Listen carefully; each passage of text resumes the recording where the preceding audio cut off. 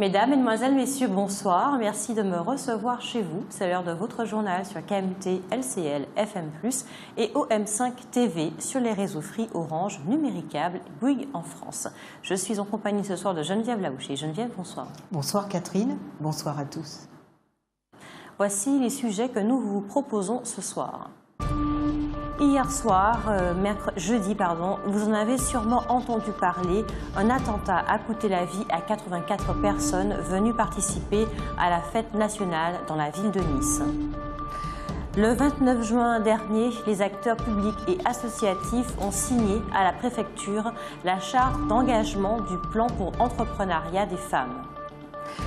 Lundi soir, le 11 juillet, les festivaliers ont pu découvrir sur la scène du théâtre Aimé Césaire la pièce de théâtre Le temps d'une lessive par une négresse italienne. Toujours au Festival culturel de Fort-de-France, mais dans un tout autre registre, le Cénacle a proposé une causerie sur le célibat des prêtres. L'ACASEM organise une journée de découverte du port de plaisance communautaire de l'étang Abricot ce samedi 16 juillet. Enfin, votre savoir et réfléchir évoquera le problème de la sécurité soulevé par l'attentat qui s'est produit hier soir, jeudi, à Nice. Hier soir, nous vous le disions, vous en avez sûrement entendu parler, un attentat a coûté la vie à 84 personnes venues participer à la fête nationale dans la ville de Nice. Comme beaucoup de leurs homologues hexagonaux, les politiques martiniquais ont immédiatement réagi pour condamner cet acte et apporter leur soutien aux victimes et à leurs proches. On retiendra notamment les mots du député Bruno Nestor Azero qui appelle à lutter non pas contre l'islam, religion de paix, mais contre ce qu'il qualifie d'islamo-fascisme. Un mot, Geneviève, sur ces attentats. Oui, en fait, un mot sur la réaction des politiques. Alors bon, il est tout à fait naturel que les politiques réagissent et que nos politiques le fassent aussi. Mais par contre, je suis d'ores et déjà extrêmement choquée par la réaction de certains politiques en France, quoi. Nicolas Sarkozy est allé sur place immédiatement et on sent vraiment que c'est un positionnement de futur candidat à la présidence de la République et il a effectivement intérêt à être candidat puis élu parce que ça lui permet de reculer l'échéance avec toutes les affaires judiciaires qu'il a aux trousses en quelque sorte. Et puis la droite aussi a déjà commencé à attaquer. Alors ce n'est pas forcément qu'il n'y ait pas des critiques à faire, mais c'est qu'on sent que c'est une attaque politicienne, quoi. Donc il n'y a finalement aucun respect de la souffrance des gens. C'est-à-dire qu'il y a des hommes politiques qui réagissent comme toutes les personnes réagissent parce que tout le monde est complètement choqué. C'est complètement dramatique. Il faut se rappeler qu'il y a des pays où les gens vivent ça absolument au quotidien. Mais il y a d'autres personnes dont il est évident qu'elles se servent déjà de ces attentats pour leurs ambitions personnelles et c'est lamentable. Merci Geneviève. Le 29 juin dernier, les acteurs publics et associatifs ont signé à la préfecture la charte d'engagement du plan pour l'entrepreneuriat des femmes.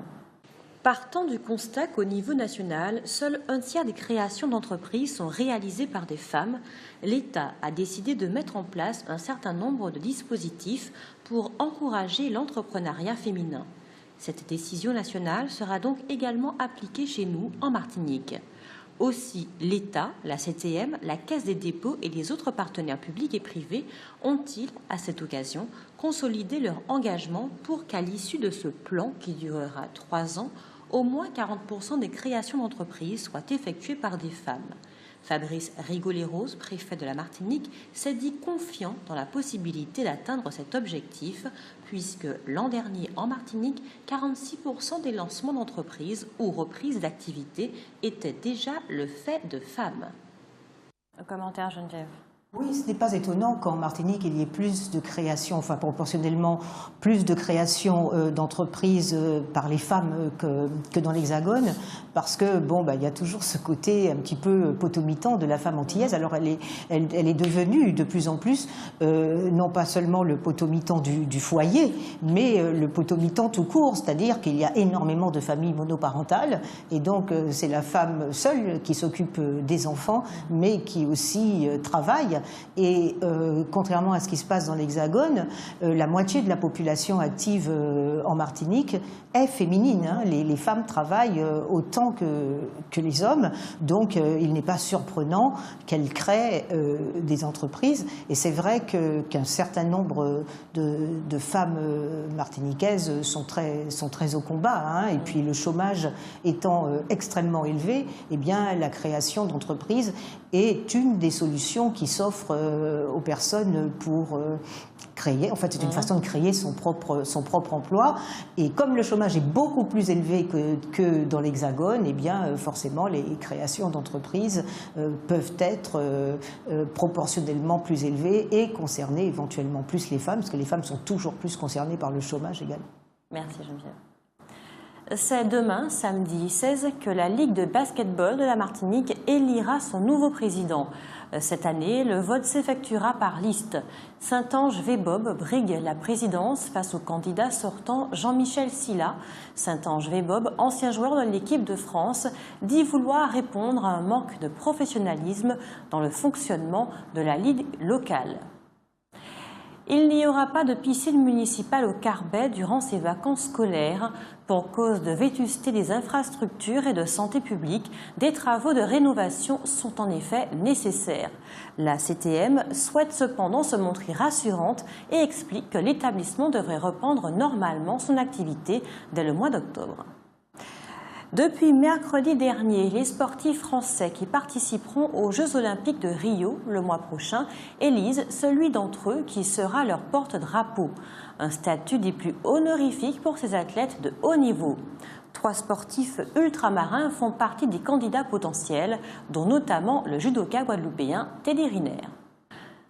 Attention, le sport est une vitrine inestimable pour la promotion de pays ou tout simplement d'une destination touristique.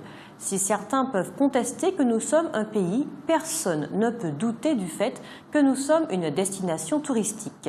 Et à ce niveau-là, nous sommes très clairement distancés par 2 des autres territoires d'outre-mer. La Réunion avec Dimitri Payet et surtout la Guadeloupe avec Teddy Riner et Kingsley Coman. Commençons par la Réunion. Parmi les 15 joueurs proposés aux Français pouvant être désignés meilleurs joueurs de l'Euro 2016, Dimitri Payet est aujourd'hui en première position. Dans les sondages, il est crédité auprès de 45% des Français et 47% des amateurs de football comme le meilleur joueur de l'Euro.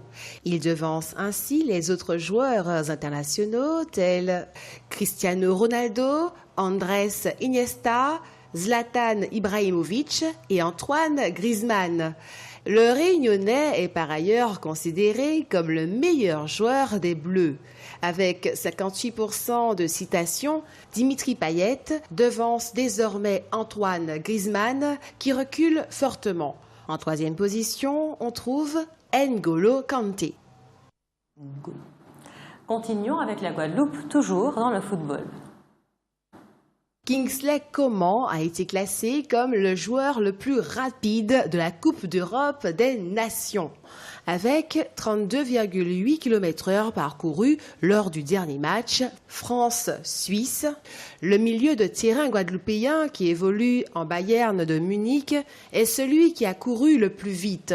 Mais il ne s'agit pas de la meilleure performance pour ce jeune Guadeloupéen de 20 ans. En décembre dernier, lors d'une rencontre Bayern-Cologne, Kingsley Coman avait couru à la vitesse de 34,37 km/h. À titre de comparaison, Usain Bolt a été flashé à 41 km/h lors de son départ le plus rapide sur 100 mètres en 2009 à Manchester. Et tout en restant dans le même pays, changeons de sport.